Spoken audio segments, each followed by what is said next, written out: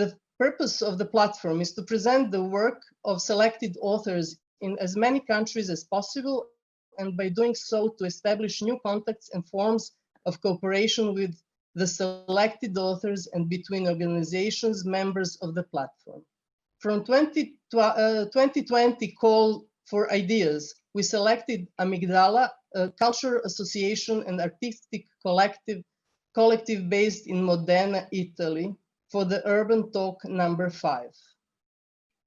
BINA 2020 decentralized its activities and toured the FA discussions around Serbia. Today, we introduce Association of Novi Sad Architects, ACADANS, an independent professional organization of architects, voluntary associated members, which is active in Novi Sad since 1960s. DANS is our partner for Urban Talk 5. BINA and DANS have an excellent long-term cooperation in various programs. Danica Jovović-Prodanović from BINA and Violeta Stefanović from DANS will moderate this talk. Violeta, please tell us more about DANS and Urban Talk 5 participants.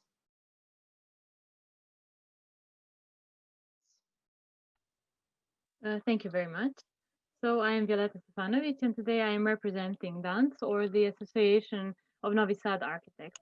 And this year is very special for us because our organization is celebrating its 60th birthday, which is an incredible milestone for us, and as it would be for any other professional association. So we basically deal with the architectural profession in every way possible. And as well, we organize various public events such as exhibitions, lecture series, talks, similar to this event that we are in now. One of the most significant events is the Salon of Architecture Novi Sad. And this year's salon, the 22nd, will be open next week on the 15th of October. Now, this is a very special edition because it's the digital edition of the salon due to the epidemiological circumstances that we are under. So I invite all of you to check out our social media platforms and our profiles so that you can find out the link to the website, which is specially designed to host this year's exhibition. Other than these kinds of manifestations, DANS has also been publishing an architectural magazine, DANS, since 1982. Apart from these long-lasting traditions, the most recent project is the Urban Planning Watch Team, which basically deals with introducing citizens to the urban planning policies of the city, and we aim to aid the citizens to be able to be involved into the urban planning processes and therefore have a say in planning the future of their cities. Now, the topic of today's Urban Talk, creative solution for abandoned spaces, is extremely current and important in terms of architectural heritage, the way we approach it, our relationship towards it, and the way our cities are governed and how they approach architectural heritage. So it is extremely important to talk about this. We have today the opportunity to hear from speakers who are involved in 3 different organizations and collectives, which have a very interesting and interdisciplinary approach to spatial issues. From Modena, Italy, representing Amygdala, we have Silvia Tagliazzucchi and Federica Rocchi. From Novi Sad, Serbia, we have 2 organizations, Ephemera Collective, represented by Mirjana Zekovic and Višnja Žugic, and the Baza Platform for Spatial Praxis, represented by Maja Momirov. First, in this talk, we will have presentations from our speakers, after which a small discussions will be held amongst our speakers to see how they interact and how they change and exchange knowledge and ideas. And after that, we will give the opportunity to the audience to ask questions as well. Now, I would like to hand this Zoom over to our guests from Modena, so to Silvia and Federica, so they can tell us about Amygdala.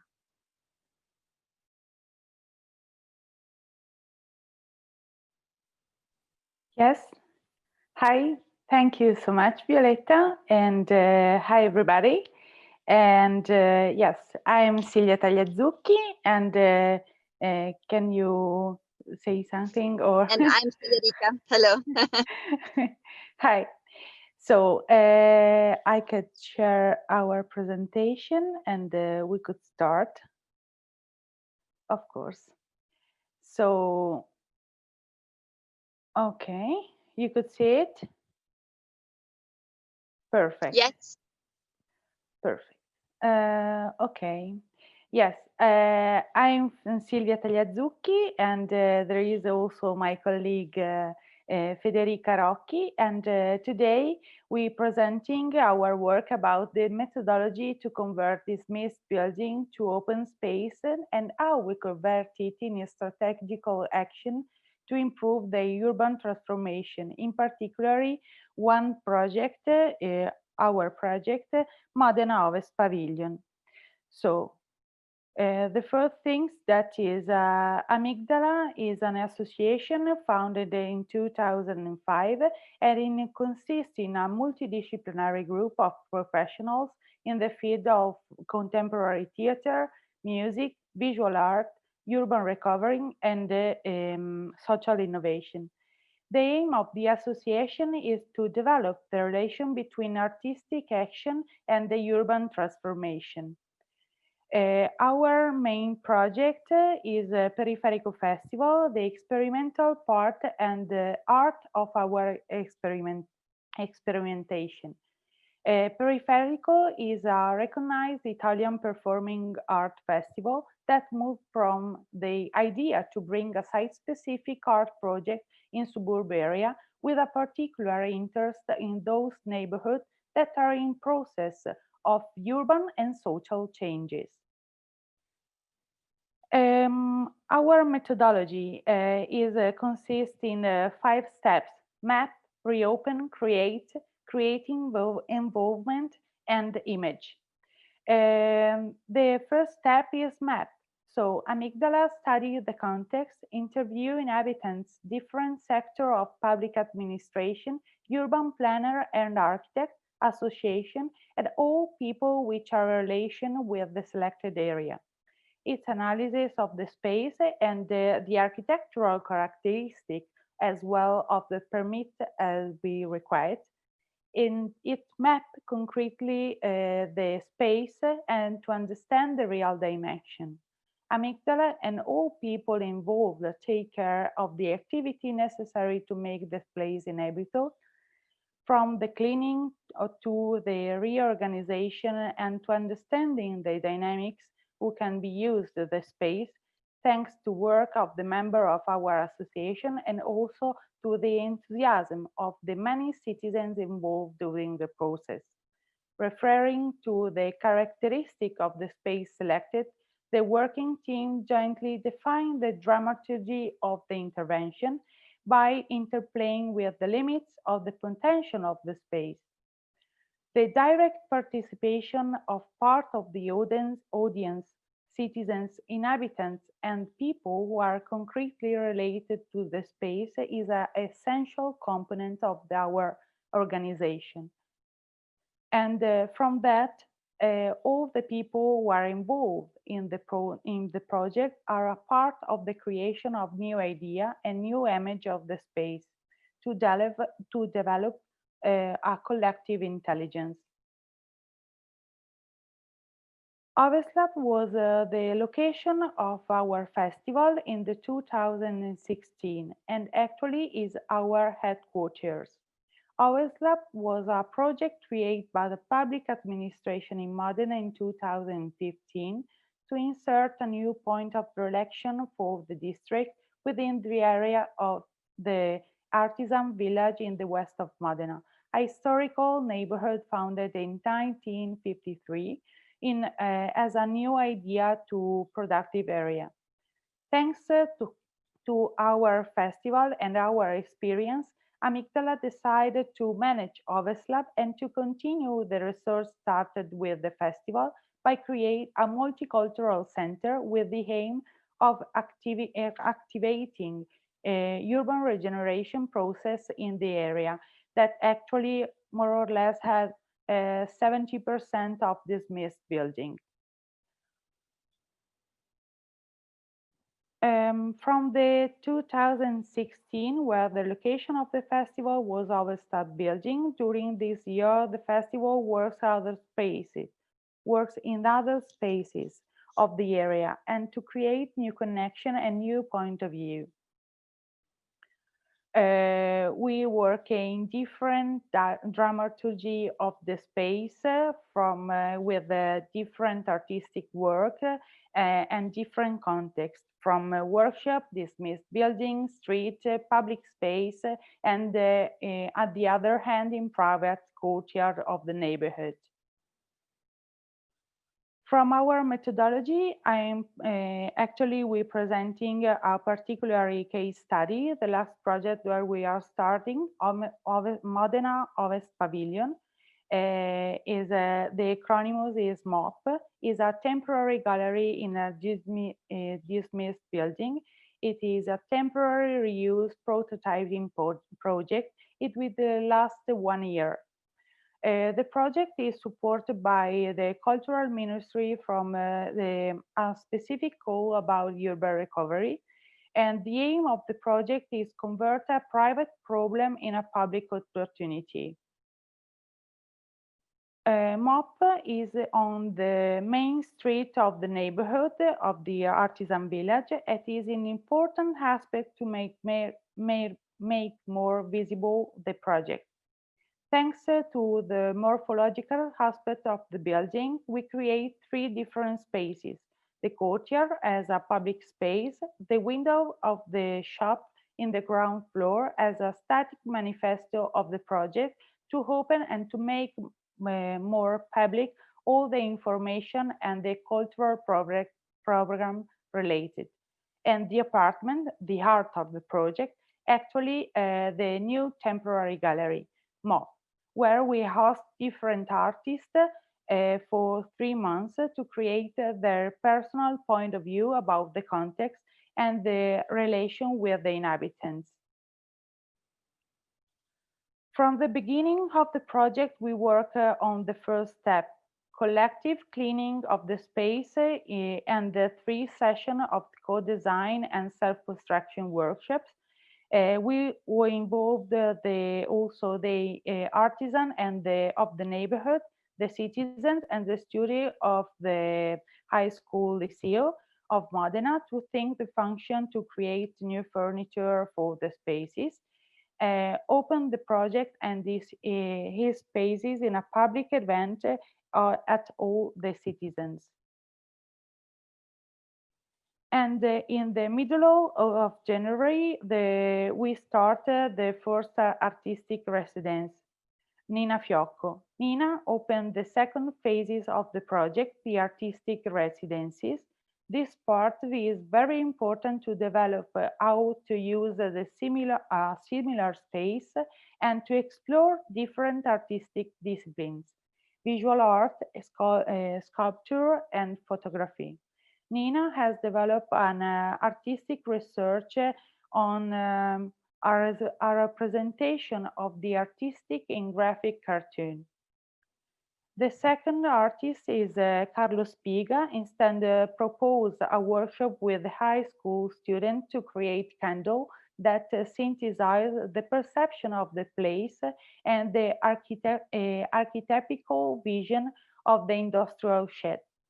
Emblematic of a craft district where the project takes place. The third artistic residence is Chiara Ferrin and Alessandra Zagni had proposed a photographic documentary on the inhabitants of the neighborhood through a revisitation of the 1970 concept of the French tableau vivant.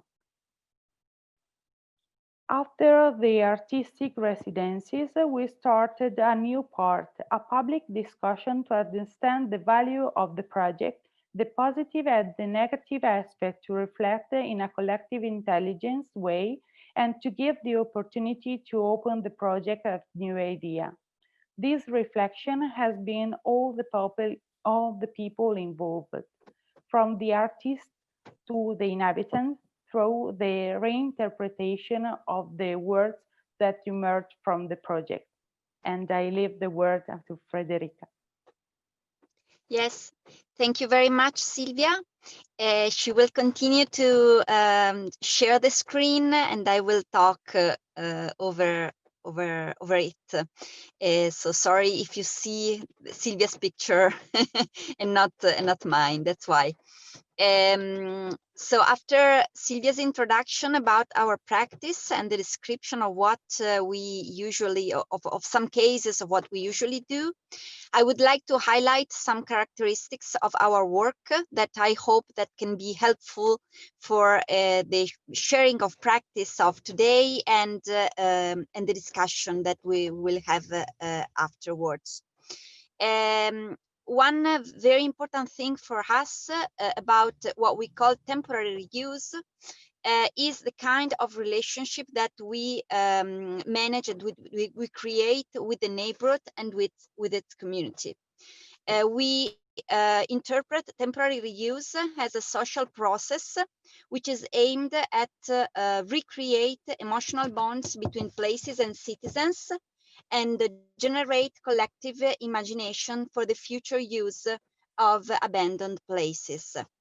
So the important thing that we would like to share is the idea of temporary reuse as a social process, as a process that involves the community around a place, the neighborhood, the people living around it, and the social context of the place itself.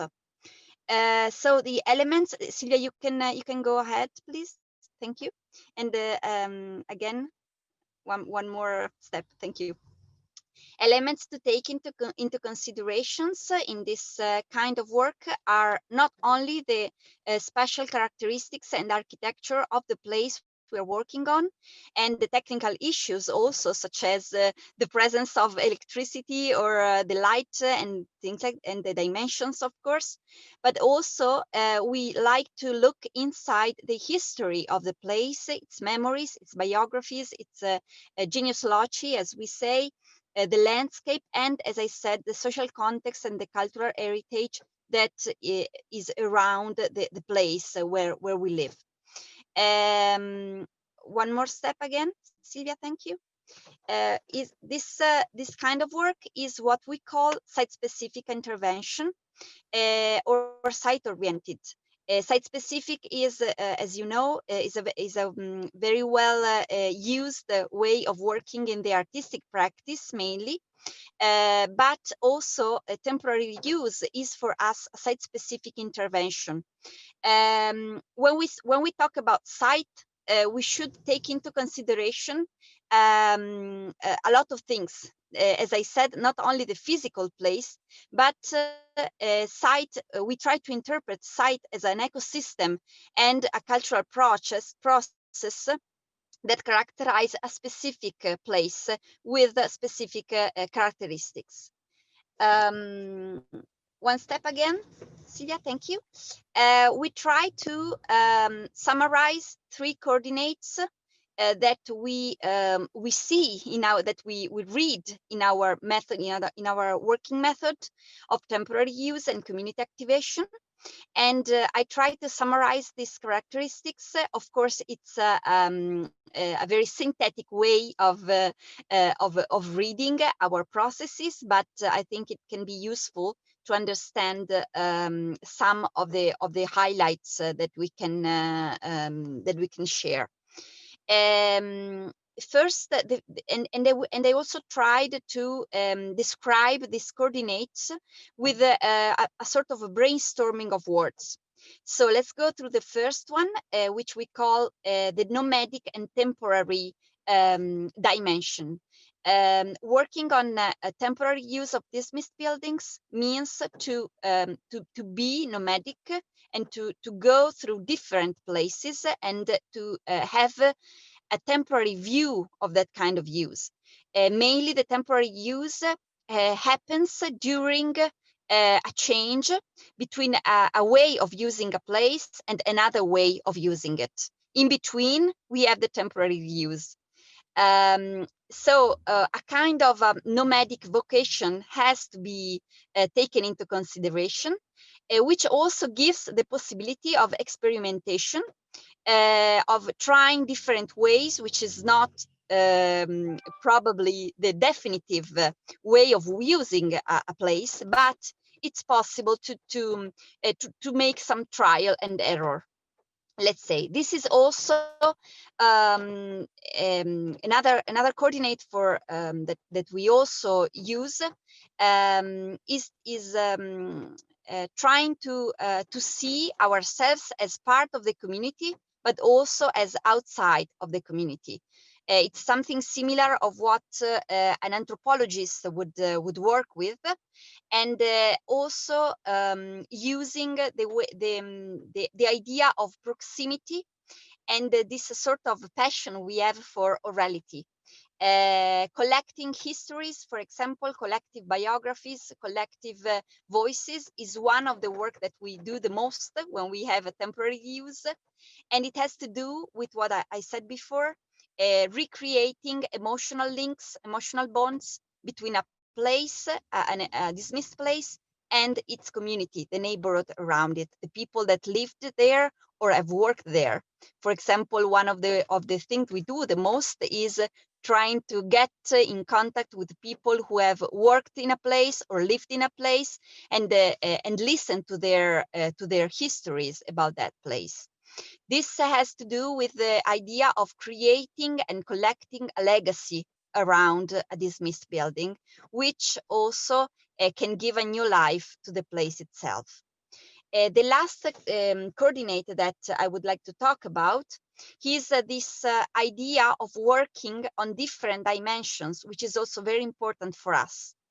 Working on a dismissed building has to do with a very locate intervention, with a micro intervention on a very small piece of landscape, but we like to connect it with larger views, with, for example, international networkings, as we are doing right now, but also with artists from abroad, for example, trying really to mix different scales is one of the way of living and re-habit a place.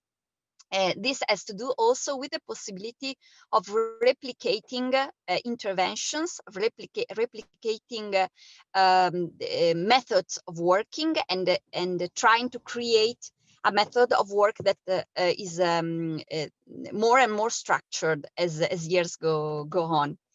The last thing I would like to say is about the natural, multidimensional, and multilinguistic way of working with temporary use. There are several dimensions that can be really interviewed in processes of this kind.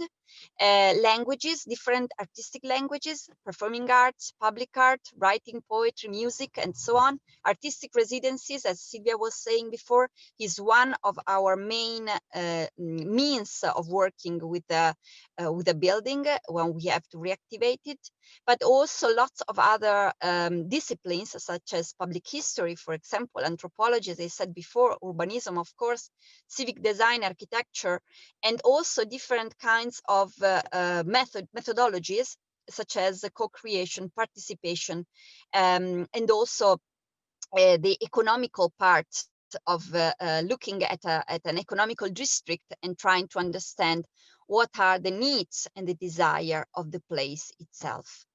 I think it's a very synthetic way of describing our work, but I think that we give you an idea of what we try to do, and of course we are available for answering questions afterwards. Thank you very much. Thank you.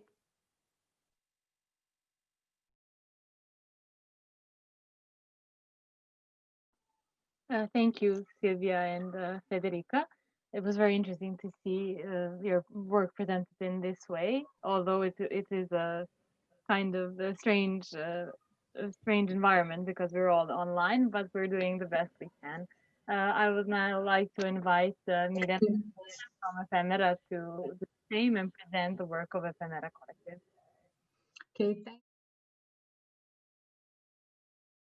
Okay, thanks, Violetta.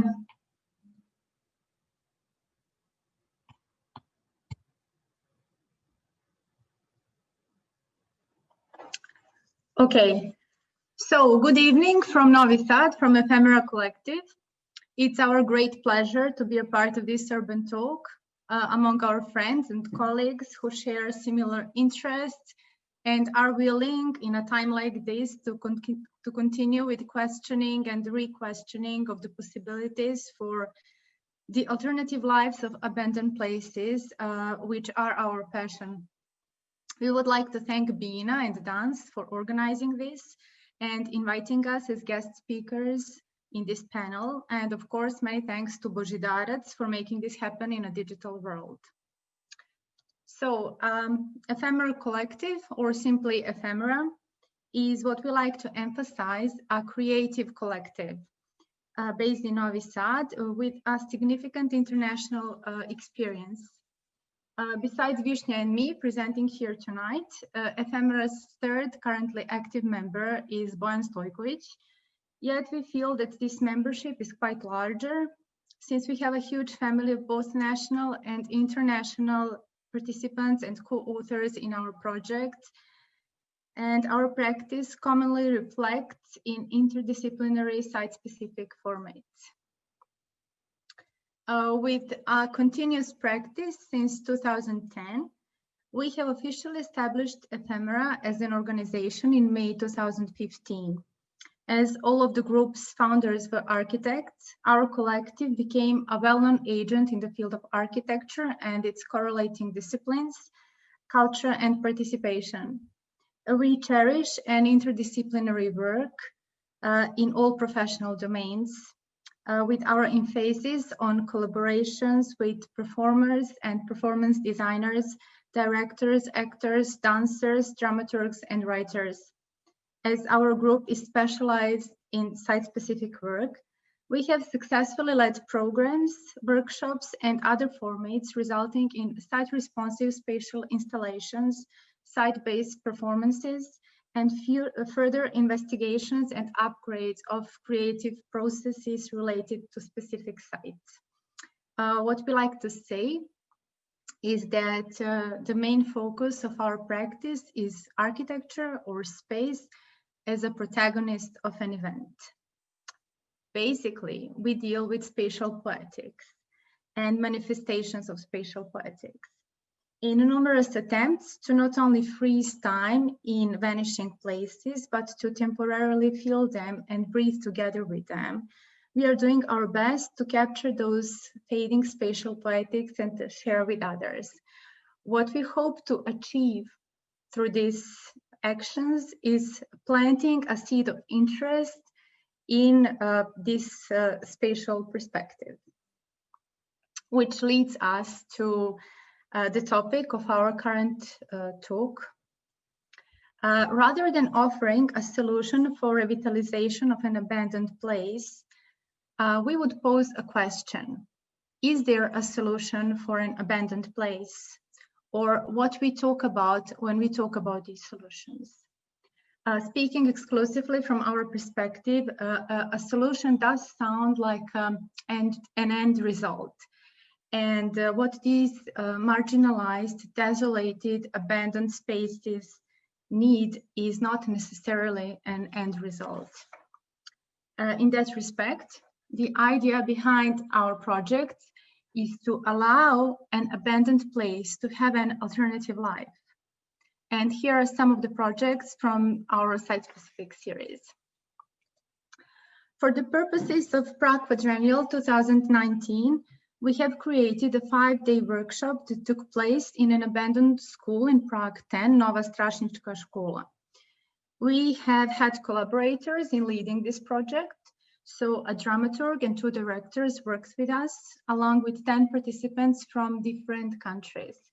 The project was titled The Quest, and indeed it was a true quest for the spirit of this abandoned place that we called the Ghost. A series of spatial experiments took place there, resulting in a proper exhibition at the Prague exhibition grounds. What is necessary to emphasize here is that no such format was an imperative to our project's participants. Crucial for them was a change in spatial perception, and we have discussed that heavily in our group. and the exhibition was a representational format for the wider PQ audience. In 2018, we had led a master class and a site-specific workshop in Manila as guests of University de La Salle College of St. Benilde. It was a huge project with 20 participants, forming a quite diverse group with a noticeable age span and career achievements, which could be quite tricky in some cultures, and especially Eastern cultures, as you all know. The overall title, the overall project was called Urbex, Seizing the Emptiness, as it was directed towards the understanding of the abandonment as an urban phenomenon. The crown event, Shalimar Sessions, was open for the wider audience, and it was a hybrid constellation of site-specific work that has been done over a course of days in a Shalimar building, an abandoned urban gem that our participants admitted have never noticed before, in spite of its location just across the college building. As one of our ever favorite projects, we cherish an Edinburgh site-specific session that took place in 2017.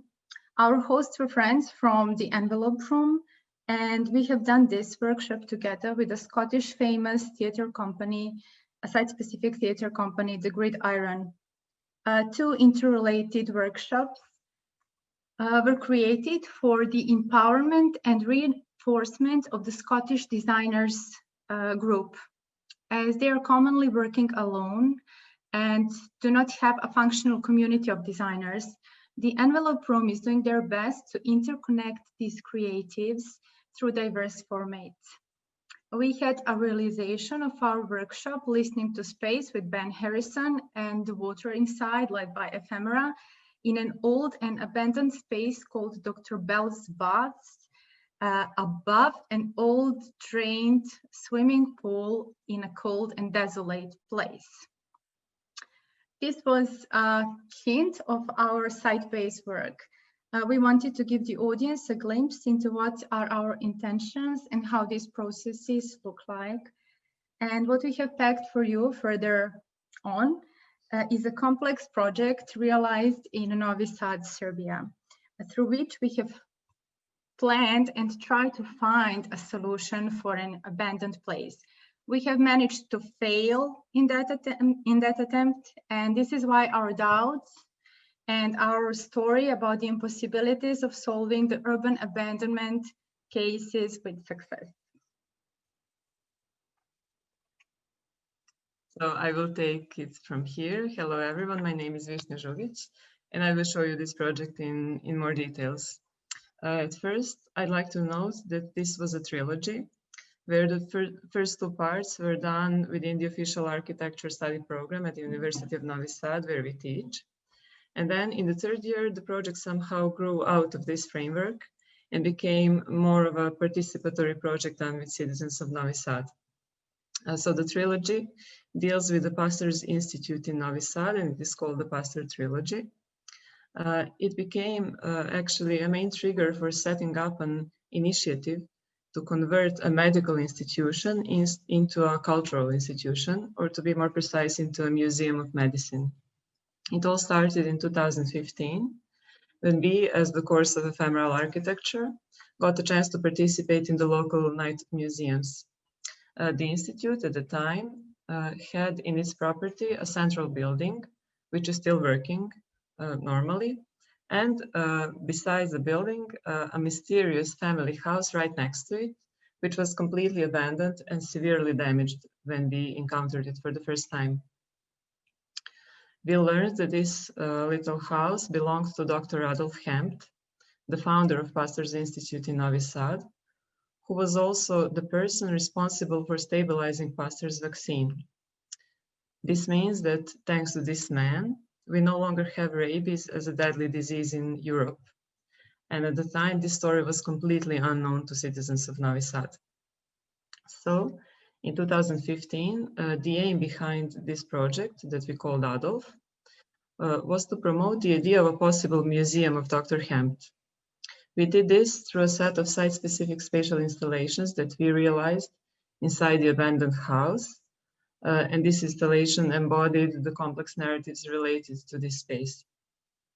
All the installations were made exclusively from the material and the artifacts that we found on the site. In the end, it resulted in something that we call pure site-specific project, which is based on and realized within the found space. It is deeply connected to its morphology, the traces of its memory, and the spatial evidence found on the site. In the Night of Museums, we organized guided tours around the house where we told the story about Dr. Hempt and his life. After this, in 2016, we again participated in the Night of Museums with our students, this time focusing on the central building of the Institute and the collection of old medical instruments that they have, which might become a legitimate museum collection one day. This time we explored the creative potentials of overlapping different spatial installations and narratives. These narratives were triggered by different facts related to the space, but throughout the process, they also became partly fictional. And we like to refer to that as creative reinterpretation of the inputs that the space gave us. And the title of this project was Instruments. And then in 2017, we felt that it is important to take this story to another level. So we decided to invite citizens of Novi Sad to take part in a metaphorical assembling of the museum. We left the doors of the both buildings open and invited the audience to mark everything they see in this building that might become a part of museum's collection in the future. So people were leaving these orange and blue stickers in space, and the space gradually transformed as the number of stickers increased. This activity was followed by an online petition for forming the Museum of Medicine in Dr. Hempt's abandoned house. At that point, when we successfully finished the third year, we realized that it is not enough that we as architects who are creatively working with space to deal with this alone. And we had a plan for the next year to invite all the stakeholders to join us in this process. We wanted to suggest looking for European funds for reconstruction of the building, which is actually a specific architectural heritage related to the First World War. But unfortunately, that summer, while everyone was on vacation, the house of Dr. Hempt went through a very problematic reconstruction without the permission of the local institution for cultural heritage, which is actually officially protecting the building, where sort of a hamburger restaurant was planned to move into Dr. Hempt's house. And when we saw this, we were, of course, devastated about it. For a long time, we blamed ourselves for even pointing to the potentials of this house and its importance. We thought if it wasn't for us, it would still be an abandoned house, but at least it would still have a potential for becoming something else. So in that sense, this trilogy is one of our biggest and most loved and successful projects, but at the same time, it is our biggest failure. And with this, I would like to finish, and I hope it will open some questions later for the discussion about what is the role of creative practices in finding the solutions for abandoned spaces. Thank you. Thank you, Milena, very much for your presentation. And now I would ask Maya to give her presentation about BAZA.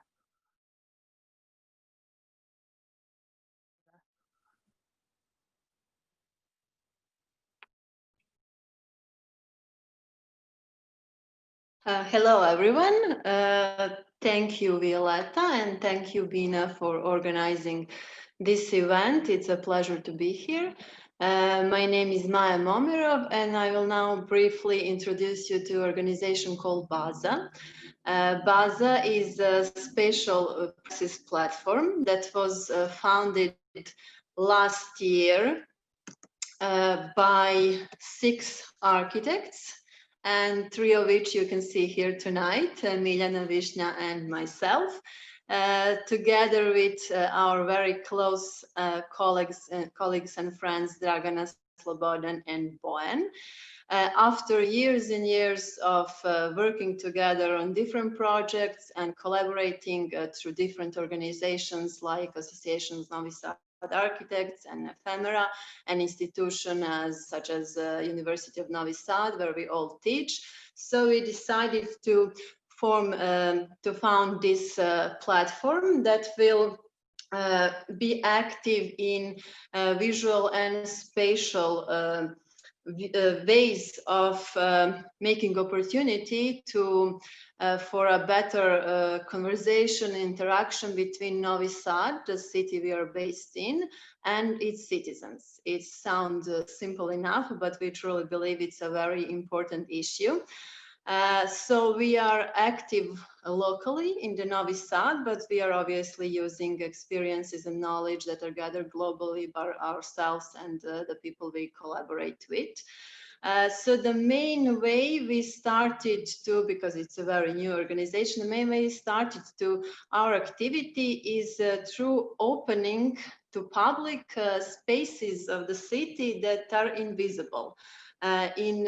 For different kind of reasons. So we not only deal with abandoned spaces, but also spaces that are not open to public or they're open in a very controlled way, like most institutions are, or they are housing programs that are not transparent or they are not accessible to the public. And basically all these reasons are making different spaces of the city invisible to its citizens. And that is something we wanted to change by opening these places for the public. So in that context, we conceptualized this annual event called Dan, which in Serbian means a day. And it's envisioned like an annual 24-hour event, which will take place in a different invisible space of the city of Novi Sad every year. Obviously, this year, unfortunately, we could not organize one, but I will briefly show you the last year's edition, which was the first edition of this event. And it took place in this building you're seeing here. It's called the Workers' Chamber in Novi Sad. It was designed by a very famous Serbian architect Dragiša Brašovan in 1929 and opened in 1931. And it's located in a very center of the city. It's on one of the main city boulevards on a corner position, so a very prominent position, and most citizens are passing by it on a daily basis. But since it's not open to the public, it stays, even with this location, it stays invisible to the citizens of Novi Sad. And so we decided to open this building up for 24 hours for every citizens. And that's one of the ideas of the event, to be completely open and free for all visitors for 24 hours, the place we chose for that year. These are some of the details of the interior of the building. And as you can see on the left, it houses a really nice theater space because it was designed for a workers' chamber. It mainly had the offices and the places for socialization of union members. And most people do not even know that this theater space exists in the city, in this building. So what happened with this building over the course of this 90 years, and especially in the last period, is that it still houses the Association of Independent Workers Unions of the city of Novi Sad in province of Vojvodina, but it had rented out some parts of the building due to not substantial financial resources to keep this very spacious building running. Up and running. So at this moment in this building, we have a nightclub with very questionable tasty music. We have a bed and breakfast, a restaurant, and some other programs. And during this process of forcing these programs that this building was not designed for, inside of it, the layout, the original layout of the building was changed in ways that really are not respectful to this architectural heritage. So this is also one thing we try to raise the awareness of. And I think in this case, because it's not abandoned building, it was easier for a production in a technical sense, because we didn't have to deal with the issues of how to provide power or water sanitations for the visitors. But when we deal with the building that is functioning in the present moment, we sort of have a less freedom of how we will interpret in interpretation of this space. And I think that was the main challenge in this case, to sort of balance all this layer of the space, the layer of the original design, where we obviously want to show the people what are the potentials of this building and what was the original idea of it and the meaning of it, and the layer of how it is functioning at this present day with all its problems. And obviously this building has a lot. And also the layer of the content we put inside of this space for the purpose of this event. And as for the content, we organize this international call for spatially oriented provocations called Seeing the Invisible, with obvious reasons. And the phrasing spatially oriented provocations was intentional to emphasize the interdisciplinary approach we wanted to achieve. So the call was open to all sorts of creative professionals from different fields, from architecture, photography, storytelling, sound design, etc., and any medium they are using. We only ask that the work was reflective of the theme or inspired by, as you can see, phenomena of architecture in transition, abandoned, invisible, or forgotten spaces. The idea of this event is to have a different theme every year and also to be in the different space, but because this was the first edition, the theme was sort of reflecting the overall idea of the event. And the turnout was really, really amazing. And after the selection of our selection committee, we displayed 43 works of really different medium and different professionals, authors from different fields throughout this building, and opened this building with this content inside for 24 hours, from noon on Saturday to noon on Sunday. And on this photos, you can see the different content we put in the building. And it was really interesting to observe the way people, the visitors, interacted with the space. They differed from the parts of the building.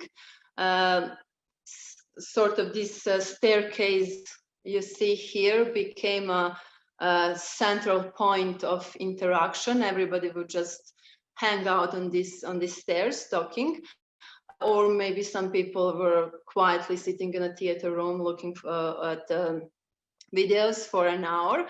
But it's also interesting to look at interaction during the time, because we had this building open throughout the whole night. It was completely open for the visitors, and it was completely different interaction in this period during the day, when there were a lot of people present, especially during these guided tours through exhibition and architectural walks we had.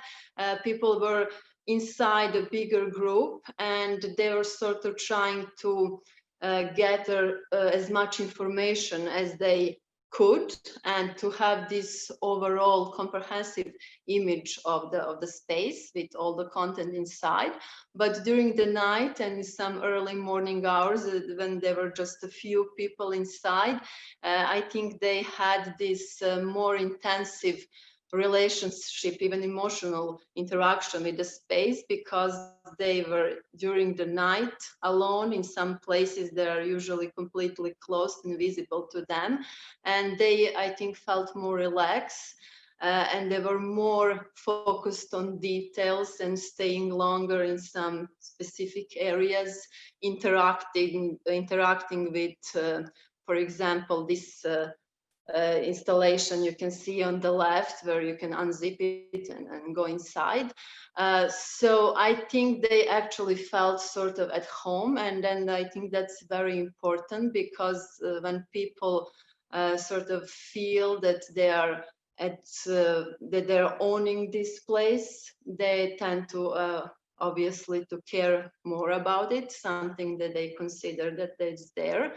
So I think that was one of the first goals we wanted to achieve right after this event, to have people in their conscience feeling like this space is something that's theirs, and so they will be more aware of its presence and its problems and the potentials, and hopefully in the future that will result in some changing in how this building is functioning and how people are using it. And for the end, I just put part of the Instagram stories from the visitors on this slide, just to show how different interactions with the space were. Some were more focused on the content and the artworks we put, some are really focused on the space and in general, or little details that people found on their own in this whole building. So it was really nice to see how people were enjoying being in this space. They sort of didn't know it really existed. So hopefully we will manage to organize the second edition of it next year. We actually had in mind the space for this year, and if I remember correctly, this very talk was supposed to be in that space, but we are here now. It's also pleasant, and hopefully we'll see you again next year. So thank you. Thank you, Maya, for your presentation. I have to say all the presentations were very visually persuading today, and I think you managed to overcome this obstacle of having to be in a digital space completely. So you don't have to worry about that at all. I hope the audience feels the same way. Now for the discussion amongst our speakers, I would really like to circle back to the question that Vishna and Mirjana posed about the take on solutions and the role of creative actors in finding these solutions. So, for example, Silvia and Federica, do you approach your buildings with the aim of finding a solution, or are you more provoked to make spatial intervention and just go along with what the building how do you interact with the building? Yes, thank you for the question. We have a very similar story to the one that the Ephemeral Collective told us. I think that almost anybody that works with temporary use has a story similar to that, when you really doubt about your work and what you are doing, and what is really the objective of your work. We also worked in a very beautiful place in 2013 that, because of the attention we draw on it, went under a renewal from the public administration, but it was a kind of renewal that did not in any way take into consideration the process of temporary use that we had done before. and actually it was quite unsuccessful, because it didn't really was able to take a function into the city. So we had a lot of questions about what we were doing also. So the answer to your question is no, absolutely, we don't work thinking of a solution. I think that our way of working is very similar to the one to this idea that the ephemeral collective was saying before, about trying to really find new visions, new imaginary, new possibilities for an abandoned place, which are not given. We do not start with a given idea, but we start from questioning the place, questioning the neighborhood, questioning the community that is around the place, and really trying to recreate some kind of bonds, some affective bonds between people and abandoned place. Abandoned places are like some spot on the map of the city, some darkened spots, and they really need, in our way of seeing it, to being to go back to become objective of some kind of affection, of love. Let's say, I would use this word actually, and getting inside it and start with a very basic action of cleaning a place. It's the first seed of care that you start putting in this place, and hoping that somehow this seed grow into a plant, or into something that in the future can have some kind of take some kind of other direction. I don't know if that answered your question. It's a very difficult question. Yeah. For me, is one of the things very important is to reopen this place, and to have a different way to see an building. Of course, is a abandoned space as dismissed building, but the feeling and as I said, to take care of the building is the first things to make a real change, and with all the people and that are involved, the inhabitants of the neighborhood, and the historical worker that they work in the building, in particular in the productive area, is one thing that is could be a concrete, changeable thinking about that.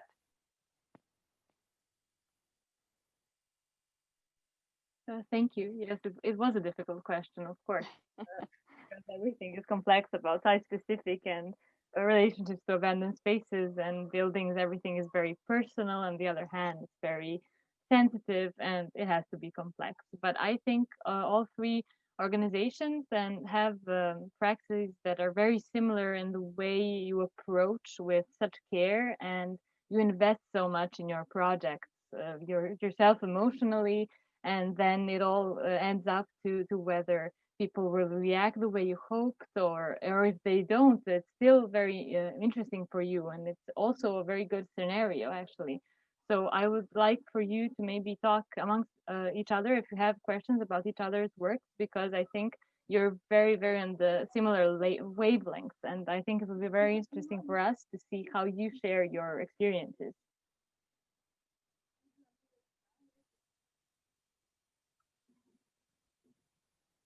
That was wonderful, Federica. You know, when we meet new friends who share the same, it's not just sharing the same interests, it's like sharing the same love, like literally. It's always somehow rewarding, because actually, as site-specific practices may sound like an in thing or a trendy stuff, it's not really like that. You know, in practice, it's much more difficult to keep people interested, to keep things going, to finish a project, to do a post-production, to find the audience to present that. And when we find people like you, we are so very happy, because it means Absolutely. that yes, it The makes same. yes, so I'm sure that we will have a lot of opportunities to talk and to work perhaps together after this. And as you all see, Maya told you that in Baza, we are also in Baza, and we are also in the Association of Novi Sad Architects. So we unite with different aims in different collectives, because we want to push these things as much as we can. So in different types of organizations, we are just focusing on an aspect of a site-specific practice, and we are really pushing hard, but hopefully we'll see some results once. Yes, we definitely should talk again with both of you, and we will do it. One thing that we are doing right now, and it might be interesting for the discussion now, we are working with the public administration, is the regional public administration where we live in. It's called Regione Emilia-Romagna. Because they are starting a sort of a hub where different people working on temporary use meet together, and with the idea of defining rules and ways of working on this topic. We also share this work together with the public administration. Sorry, the light went off. We also share this work together with people working in the public administration, because, as you know, I think as well as us, this is one of the main issues, and the main problem has to do the need to be in touch and be in relationship with public administration that not always understand what we are doing, and they also need to be formed about this kind of practices. So I think that the results of this kind of work will be interesting, and it will be a pleasure to share them with you and with Bina and with all the people interested in this issue. I was just reminded when we opened all these questions here today, as you probably know, remember from Miljana's presentation, we had this retrospective exhibition the other day opened here in Novi Sad, and my father was there, and he's a medical doctor, and he comes to all of our events, but I'm not sure if my parents really do understand what we do. And my father asked me, well, I see this is some sort of an exhibition, but does it have any practical use, what you guys are doing in your NGO? And that is probably a question that is going to pop up every now and then from people who are not really into these kind of practices. They would ask, so what are your goals? How can you use what you are doing, and exploring in such details? And what somehow I feel that us as creative thinkers about space are probably not the ones who can alone give any solution to these kind of spaces, but we are just one step in a long chain of many decision makers who are going to maybe guide the way or help in guiding the way the solutions are coming or are being discussed. So from our perspective, I see this as an educational process. We can probably, through our activities, educate people, many different people, even decision makers, in guiding them through all these problems. And for example, what I see as our biggest maybe failure in the project that we showed in the Pastors Institute of Novi Sad is that we somehow failed in educating those people who are working there and who are decision makers regarding that little house, even though we worked with them for 3 years and we somehow thought that they do understand us, but turned out they actually didn't. So this is something as I see as a huge challenge of how can we educate people who are not really who don't understand what we are actually aiming for. In light of what Vishnu just said about the people understanding that they're actually using these buildings, I would like to ask Maya what the result was after done with the people that are using the workers' chamber. How did they even react to your idea about making an exhibition? They were really happy something is happening inside their building, and they were very helpful with everything we needed.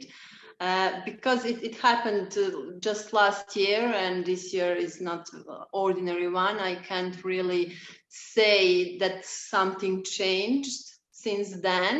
The only thing that some other organizations did contact us asking details about how we did this. So apparently there is some vision of other events in that space, and I think that is the first step, because when you open some space with an event, it's the easiest next step, because people already visited that at an event, and that's they know that's the reality, that's the possibility. And so the first step is usually the other people wanting to organize some other event in the same space. And obviously we don't want it to end there. Not every space should just be another event space and nothing more, but it's a good first step.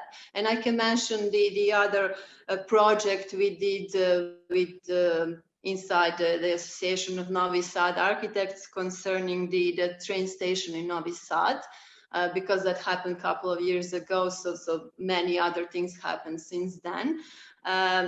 As Violetta mentioned, we are now having the Salon of Architecture, and 4 years ago, we organized it at the train station. And obviously it's not completely abandoned, it's the main train station of the city, but parts of it were completely abandoned. Some parts of this great big building were completely closed off. For example, the restaurant and the bar, they were, I think, now closed more than 10 years. Just we opened it for that event. And also many people don't even know that the train station has a really nice room that was originally designed for a cinema, for people to watch movies while waiting for trains, like 6 years ago.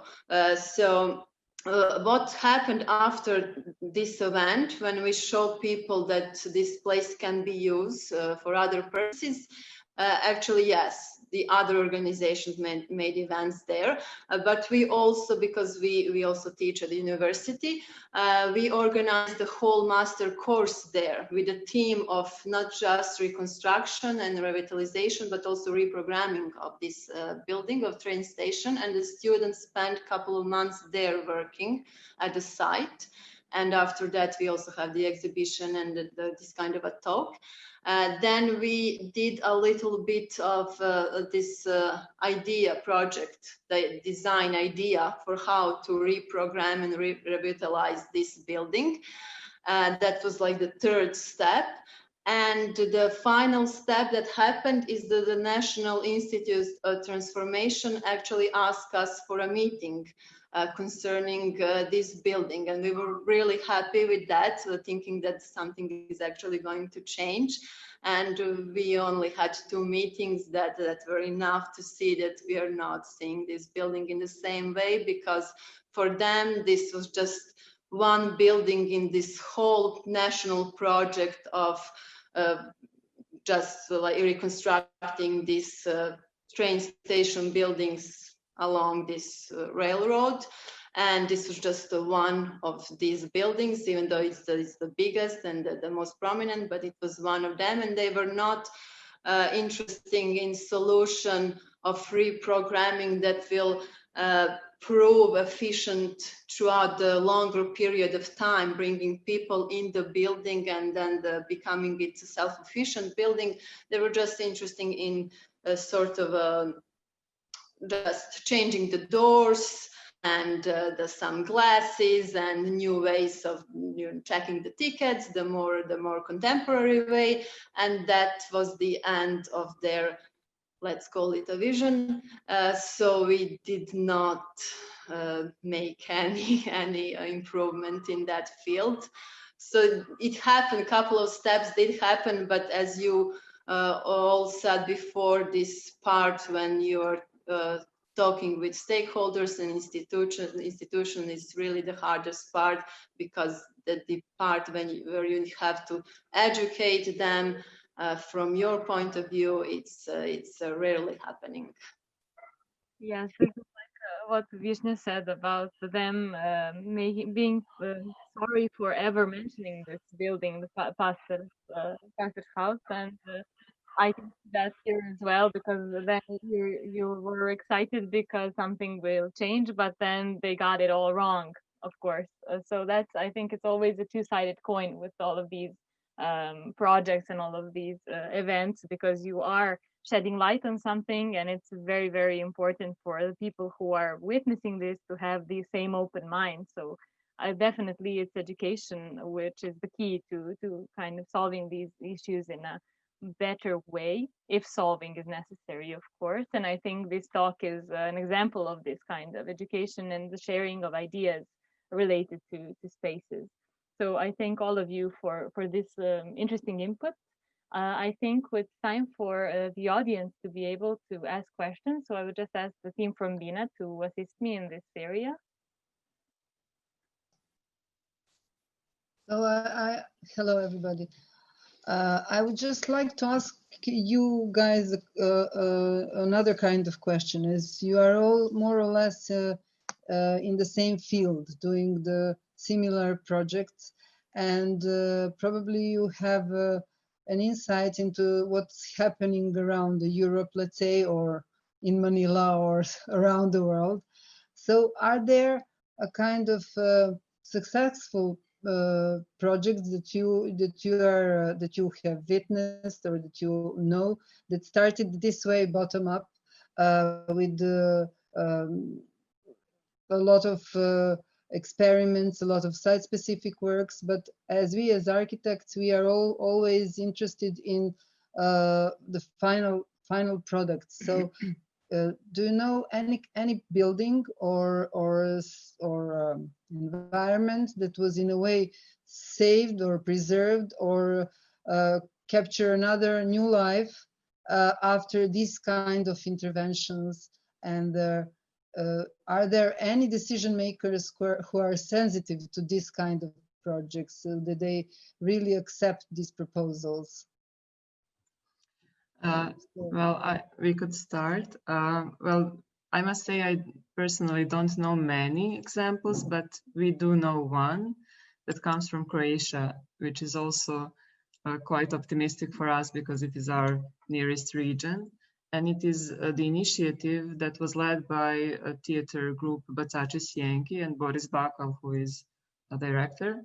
And they were dealing with skyscraper of Ivan Vitic in Laginina Street. So if you're from, I guess that many of you are familiar with that. That is one modernist residential building that was actually successfully renovated with the help of a theater group, which is bizarre enough, but very interesting, of course. And they, as I know, started similar as us with the idea to make a site-specific art festival in it, but then at some point they decided it's not enough, that the art festival is not going to change anything, and then they changed their idea of how they want to lead this project, and they actually included local citizens, and it was a 10-year, as I know, a 10-year long fight, but they did it. And that is one, for example, that is very optimistic if you look at our own environment. But I have to add here that regardless of this, we usually use site-specific projects and methodologies and stuff in educational purposes. So I think like 75% of our site-specific work relates with education at some point. And for instance, projects that we did for PQ or for Manila or for Edinburgh, everything was a bit educational. And it was about the spatial perspective, about understanding space and spatial poetics from different kinds of disciplines, and especially architectural perspective in these artistical circles is very welcomed. And usually we get all those site-specific practices are a mainstream for half a century now. We usually get the questions of first, why do you need abandoned building? We can't find you an abandoned building. Then we have scouts who are trying to find us abandoned buildings, and that's the hardest part of our work. So we have people all around the world trying to find abandoned buildings for us. That's really hilarious. We can make a comedy. Federica is laughing, and I'm sure she knows what I'm talking about. So it's not always like the case that there are a lot of spaces. We still have a lot of abandoned places. We here in our country, in our region, still have a lot to think about those spaces that are desolated and marginalized. And the question is, should they be reutilized? Should they even change their function? Or shall we let them be as they are for some time, and then until we educate our inhabitants enough to understand what a supreme superior function could be? What do you think, Miljan, is a time frame for educating inhabitants of our city? Well, I think that if we are talking about educating institutions, that can be really tough, really long term, but we are educating our students so somebody can continue our work. So we are not doing that just in our lifespan.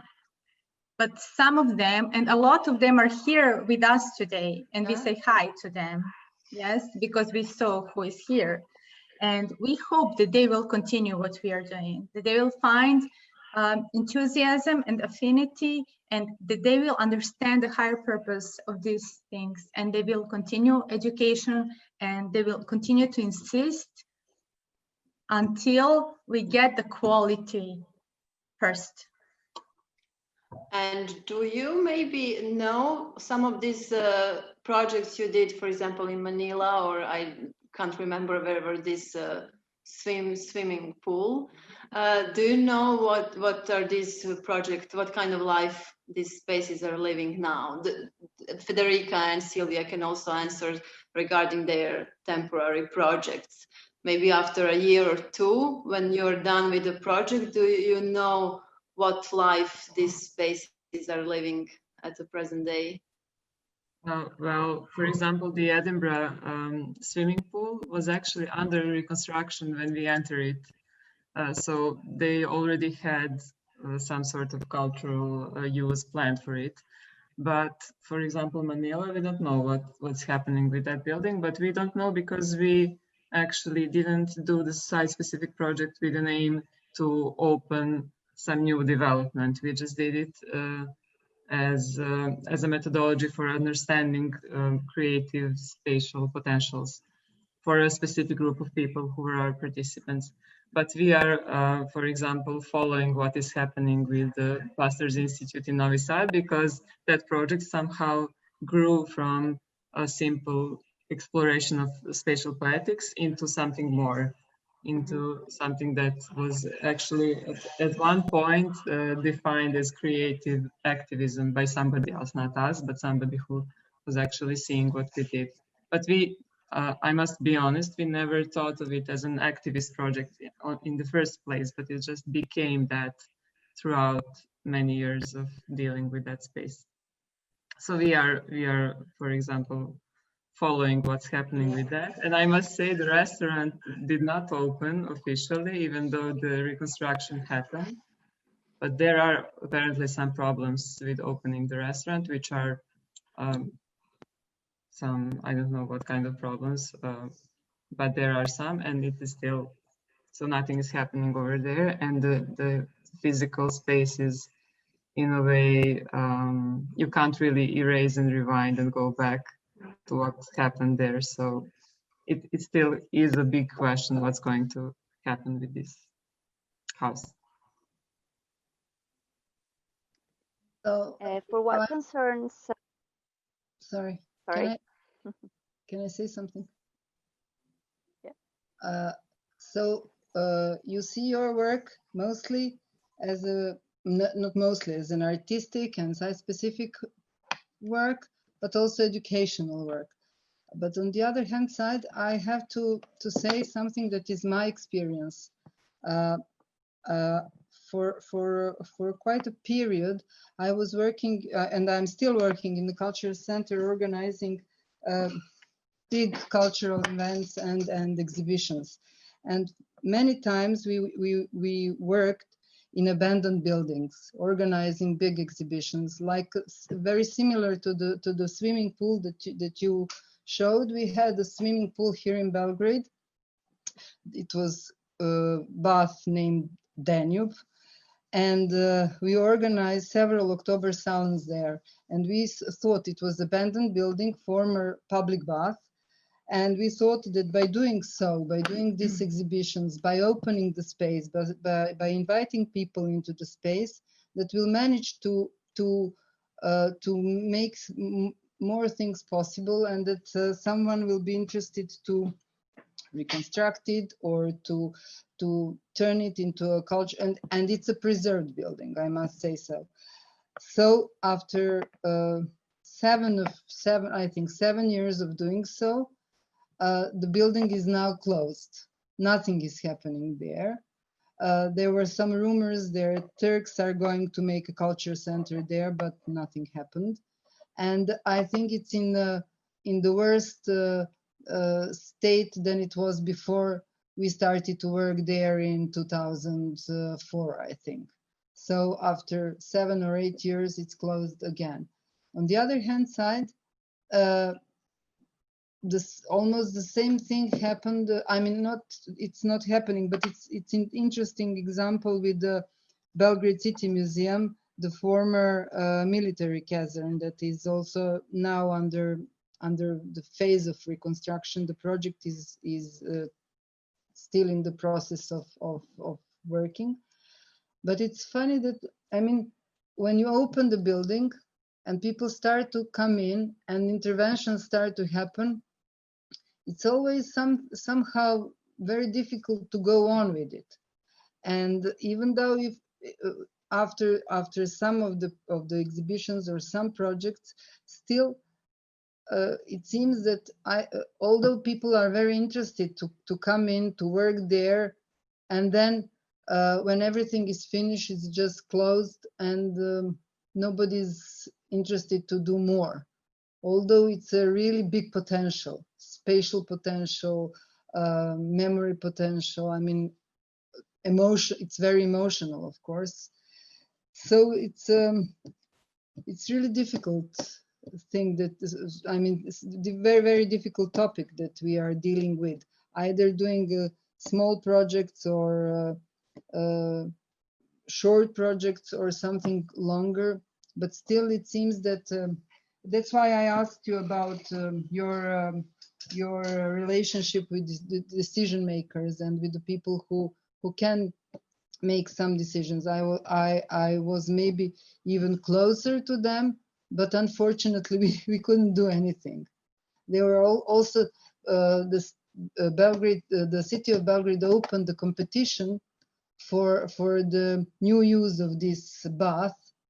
And after the competition, although some we got awarded people, also nothing happened. They even got the awards. They received the money. Nothing started afterwards. So it's really difficult. But yeah, It's hard to even think about it. For me, I mean, I was very much involved.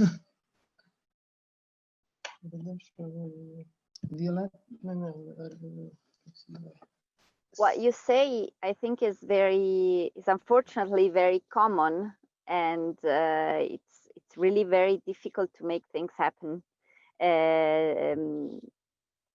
I think that one thing that they were saying, you were saying before, is about this educative objective of temporary use. I think that one of this educational objective is to point out that transforming a city is a process, and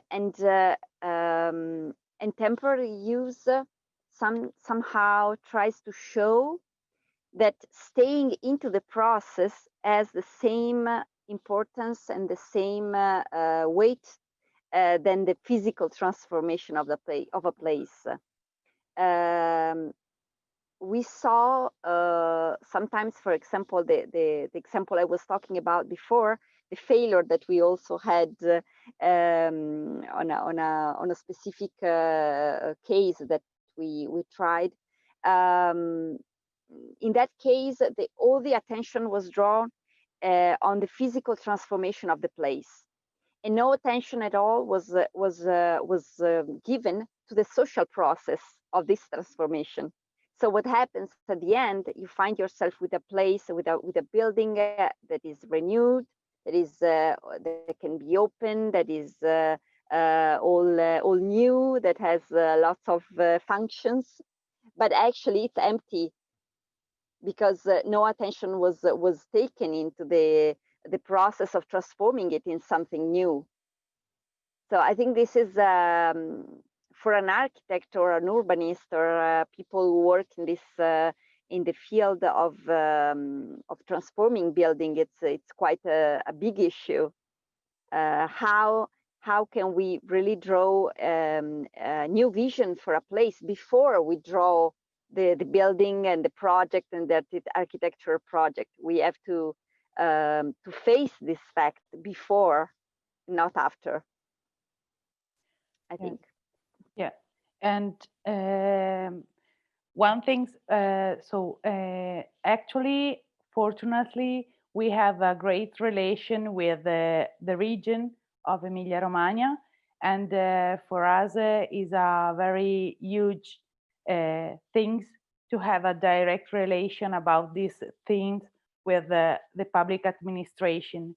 But at the same time, we work for a lot of time in the neighborhood, the artisan village in the west of Modena, and all the building that where we work are private, and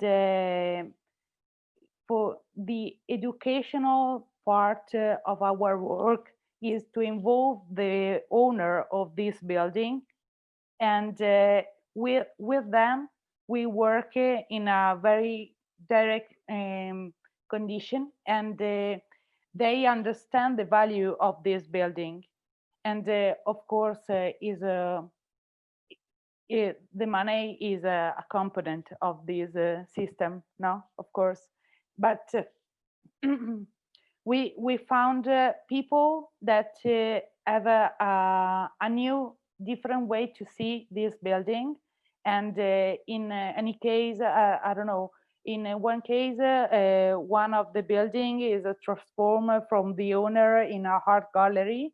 In another one they start a new productive part in the building, and in another one again we work in particularly in the building where we did MOP.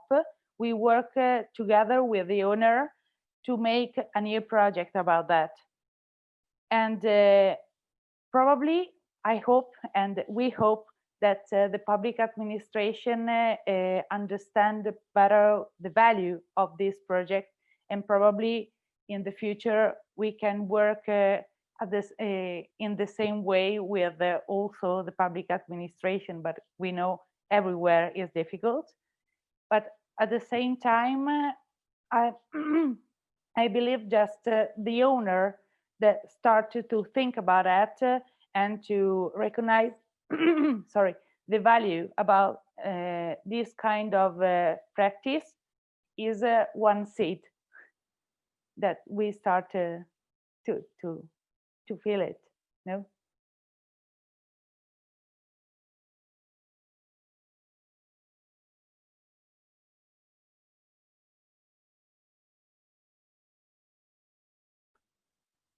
Yes, I agree completely. And I think the questions posed here are very, very interesting. And I think this could go on for a while, but I would like to see if the audience also has a question. I think Bina moderates this part of the talk. So if Ružica can please assist in this.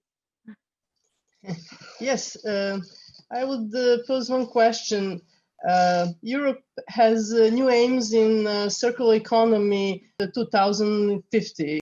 So what do you think about it? Maybe it would help.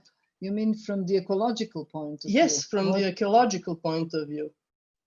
Not to build new, but to reuse the exist buildings that are abandoned.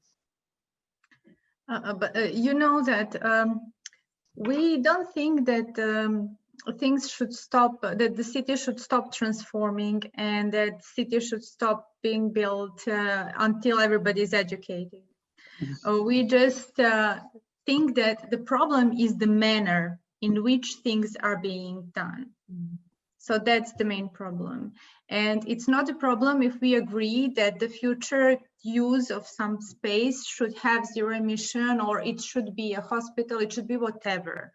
The problem is this investors' politics in rebuilding our cities that is not interested in listening to all the sides of the story. They're not interested at all in anything related to a specific site and issues that we're talking about, spatial poetics, spatial memory, delayering, stuff like that. They're really not interested in any of these.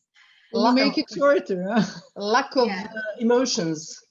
Lack of interest, I think, because the only interest we see here is some money with a really problematic building. Yes. Yeah. We start a project with other architects about the renewal of the building and in the way of sustainable way. But it's very hard because our multicultural center is was a ex workshop, and it was built more or less in the 50s. So he has a very huge problem about all the part of eating, all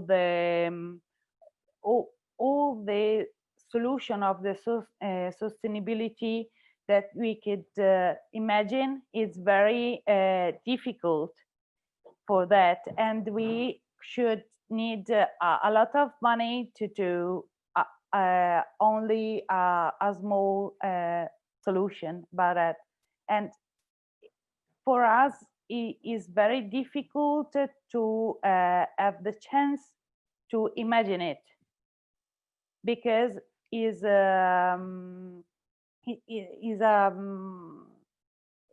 very difficult to find the way to have a relation with the public administration and the institution about, because the old building, as said, the ephemeral organization is very difficult to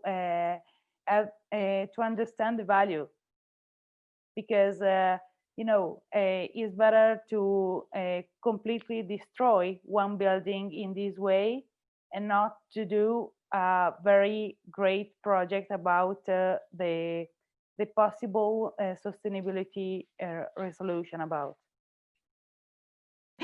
Well, of course, the sustainability should be one of the goals, but it really depends on the specific space and building, from which period it is, in which state it is, and the project I mentioned with the train station that we did before we have this meeting with the National Institution for Transportation. We did actually, a colleague from our team did the energy efficiency study of the all facades of the building. So yes, that is a part of consideration always, but really depends on the specific building we are talking about and considering at that point. Thank you, Maya. Thank you. I think this discussion has been very successful in opening numerous questions regarding not only the way we approach these abandoned spaces, but also what should or should not be done, who is responsible, and everything that is very complex about this question that the theme is of this urban talk. And I think that it was a very good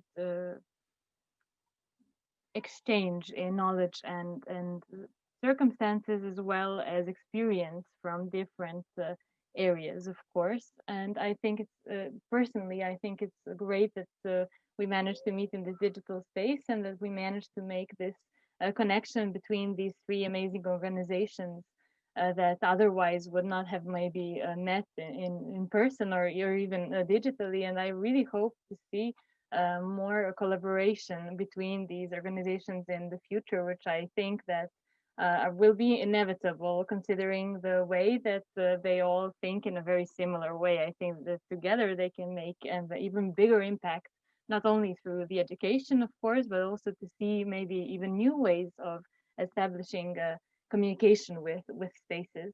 It was a very big pleasure for me to be a moderator for dance, or for this talk.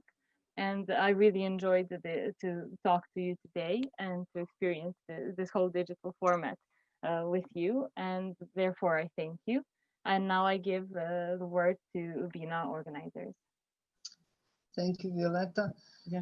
And it was also a very, very big pleasure for all of us to have you guys all with us.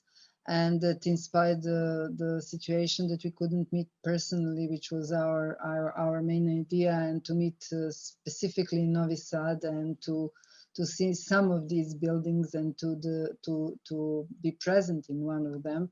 We also hope that we'll manage to continue to stay in touch and to make some more collaborations, which was also one of the ideas of the future architecture platforms, for young professionals to meet personally and to exchange ideas. And of course, out of this exchange is always something new usually happens. So I hope that we'll manage to do something in future together.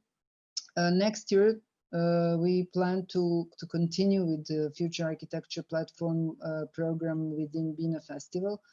And our idea, and we will talk more about our idea in the days to come, but our idea is to explore the building of the press office, actually the building that the Cultural Center resides in.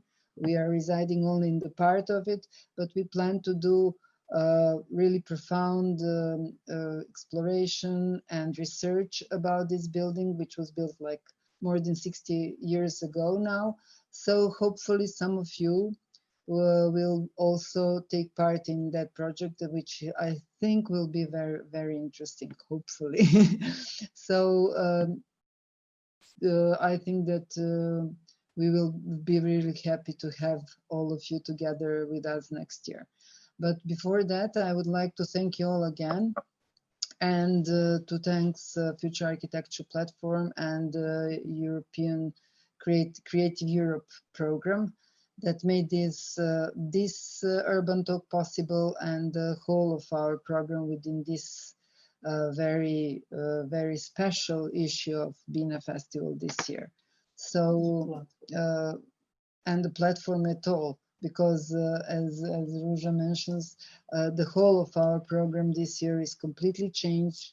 It's, I think, 90% online, and we are all looking forward. We are very happy that we managed to do it, but we are all looking forward to another, to next year, and to probably have it in more personal and better way, because we feel that meeting personally and visiting cities and exchanging ideas in a bigger environment, I mean bigger audience, is